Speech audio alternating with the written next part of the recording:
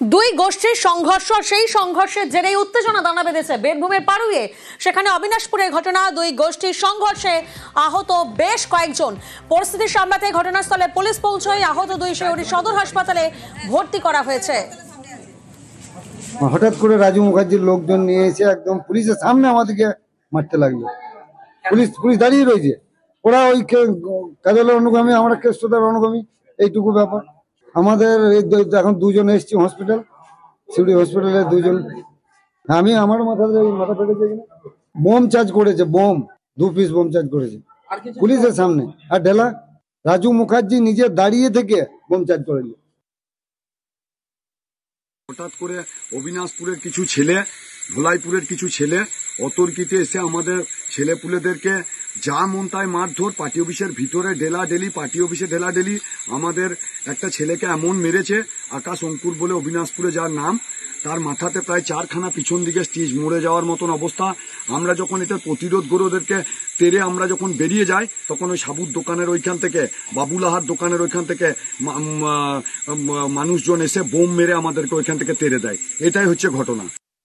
27শে জুলাই আপনাদের একটি খবর দেখাই আমরা, ঝাড়গ্রাম। সেখানে লোধা সবর পরিবার, যাদের জমি দখল করে নেওয়া হচ্ছিল, ঝাড়গ্রামে জমি মাফিয়াদের দাফাদাফি। লোধা সবরদের জন্য বরাদ্দ সরকারি জমি, আর সেই জমি দখলদারি চলছিল। নিউজ 18 বাংলায় 17 জুলাই এই খবর দেখানো হয়। আর তারপর নিউজ 18 বাংলার খবরের জের, জমি ফিরে পাচ্ছেন ঝাড়গ্রামের লোধা সবর পরিবার। নিউজ 18 বাংলার খবরের জেরে তৎপরতা। প্রতিনিধি রাজু এই মুহূর্তে আমাদের সঙ্গে রয়েছেন। রাজু, আমাদের এই খবরের জেরে প্রশাসনিক তৎপরতা নজরে আসে, কি বলছেন লোধা সবর পরিবার? একদমই, লোধা সবররা যে অভিযোগ করেছিল এবং সংবাদ মাধ্যমে তারা দ্বারস্থ হয়েছিল, মূলত নিউজ 18 বাংলা সেই খবর দেখানোর পরেই নড়ে চড়ে বসে প্রশাসন, এবং প্রশাসনের তরফ থেকে সমস্ত রকমের ব্যবস্থা করা হয়। কারণ সরকারি জমি যেভাবে বিক্রি করা হয়েছিল, সেই ঘটনায় প্রশাসনের তরফ থেকে যেমন একটা অভিযোগ আনা হয়েছিল এবং প্রশাসনের তরফ থেকে সেই বিষয় নিয়ে তদন্ত চলছে। অপরদিকে সরজমিতে ঝাড়গ্রামের যে বিএলআর রয়েছেন, সেই বিএলআর সরজমিতে গিয়ে সেখানে তদন্ত করেন এবং লোধা সবর পরিবারদের সাথে কথা বলেন, এবং যে জায়গায় বাড়ি তৈরি হয়েছে, সেই বাড়ি কেন তৈরি হয়েছে, কার পারমিশন তৈরি হয়েছে তা নিয়েও সেই ব্যক্তির সাথেও কথা বলেন, এবং যে জমিগুলি দখল করা হচ্ছিল সেই জমির কাগজপত্র সমস্ত নথি ঠিক করে দিচ্ছেন বিএলআরও, এবং বিএলআর জানাচ্ছেন শীঘ্রের মধ্যেই তাদের হাতে সমস্ত নথি তুলে দেওয়া হবে, এবং এই জমি যাতে কেউ হস্তক্ষেপ করতে না পারে বা এই জমিকে কেউ দখল নিতে না পারে তার জন্য মোহনপুরের সরের জমিতে বিএলআরও।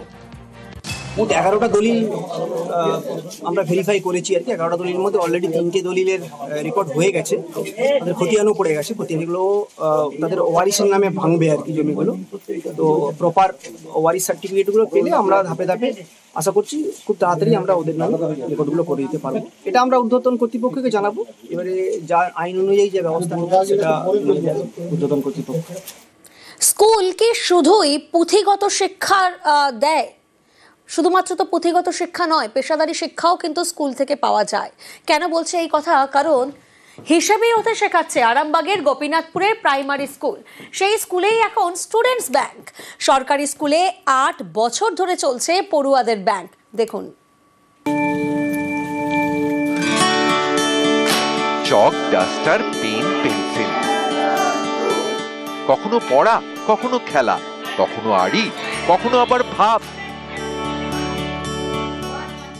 স্কুল মানে কত বন্ধু, স্কুল মানে প্রথম শেখা, একা যাওয়া আসা, টিফিনের জন্য পকেট মানি, 5 টাকা, 10 টাকা, 20 টাকা, চিপস কিনে আলু কাবলি খেয়ে পকেট ফাঁকা।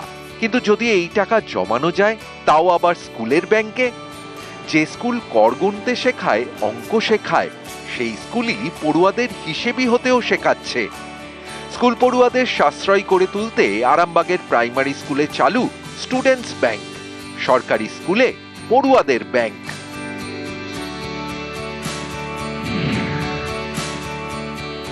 হুগলির আরামবাগের গোঘাট, এখানকার ভাদুরে গোপীনাথপুর প্রাইমারি স্কুল। এই সরকারি স্কুলে প্রধান শিক্ষকের উদ্যোগে 8 বছর ধরে চলছে স্টুডেন্টস ব্যাংক। স্টুডেন্টস ব্যাংক কিন্তু কাজ হয় একেবারে পেশাদারি ঢঙে। টাকা জমা থেকে টাকা তোলা, সবটা হয় স্লিপে লিখে, ব্যাংকের মতো। প্রয়োজনে লোন দেওয়া হয়। টিফিন টাইমে খোলা থাকে স্টুডেন্টস ব্যাংক।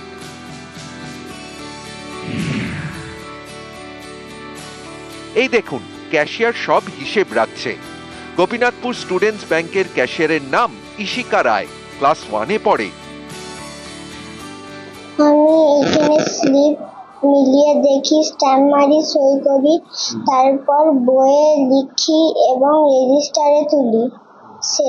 শেষে হিসাব করে যত টাকা হলো সেইটা বাক্সে ঢুকিয়ে রাখি। স্টুডেন্টস ব্যাংকে জমানো টাকা দিয়ে বই, খাতা, পেন, পেন্সিল কেনা যাবে। এর জন্য স্কুলেই রয়েছে স্টেশনারি সেকশন। এখান থেকে পড়াশোনার জিনিস কিনলে কিছু টাকা স্টুডেন্টস ব্যাংকে ঢোকে। স্টুডেন্টদের যা কিছু লাগে সেগুলো এখানে আছে। এখানে খাতা কেনা হয়, পেন কেনা হয়, পেন্সিল কেনা হয়, রং পেন্সিল কেনা হয়, আর এখানে সমস্ত কিছুই আছে। ব্যাংকে গিয়ে দেখি অনেকেই ফর্ম ফিল আপ করতে পারে না, প্রচুর হেল্প চাইতেন অনেকে। তো তখন মাথায় আসে যে আমার স্কুলের ছাত্রছাত্রীদের যদি আমি এখন থেকেই তৈরি করতে পারি, যাতে ভবিষ্যতে ওরা কারো সাহায্য ছাড়াই যে ব্যাংকের ফর্ম ফিল আপ করতে পারে বা ব্যাংকের প্রতি ভীতিটা কাটে। দোকানের যে খাবার প্রচুর পরিমাণে খায়, তাহলে সেটা যখন সঞ্চয় করবে, সঞ্চয়ের প্রতি নেশাটা আস্তে আস্তে বাড়বে, যাতে ছেলেরা একদম পুরোপুরি অভ্যস্ত হতে পারে ব্যাংক কিভাবে কাজ করে। আমি চেষ্টা করেছি আমার মতোই।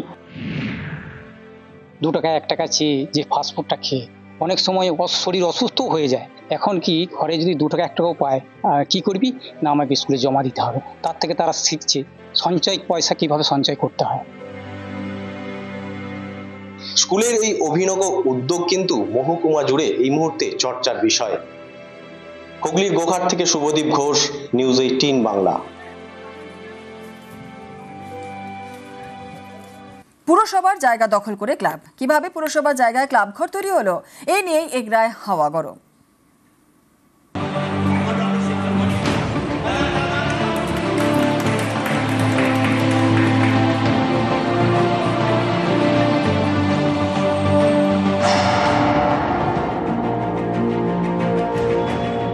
পূর্ব মেদিনীপুরে তৃণমূল পরিচালিত এগরা পুরসভা 27 জুলাই পুরসভার 8 নম্বর ওয়ার্ডের সেন্ট্রাল বাস স্ট্যান্ড সংলগ্ন এলাকায় একটি ক্লাবের উদ্বোধন হয়।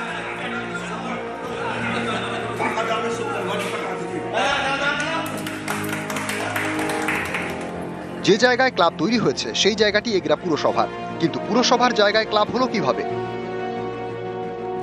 আমার গোচরে না, বা আমাকে জিজ্ঞেস করে কেউ করেনি। ওই এলাকায় জোর জবরদস্তি দখল করে হয়তো করতে পারে। পুরসভার জমিতে ক্লাব। 27 জুলাই সেই ক্লাবের উদ্বোধনে যান জেলা পরিষদের সভাধিপতি উত্তম বারিক এবং এগরার তৃণমূল বিধায়ক তরুণ মাইতি। 10 থেকে 11 দিন আগে আমি জেলা পরিষদের সভাধিপতি উত্তম বারিক, এমএলএ তরুণ মাইতি মহাশয়কে বলেছিলাম যে আপনি যাবেন না, এটা আমাদের জায়গা।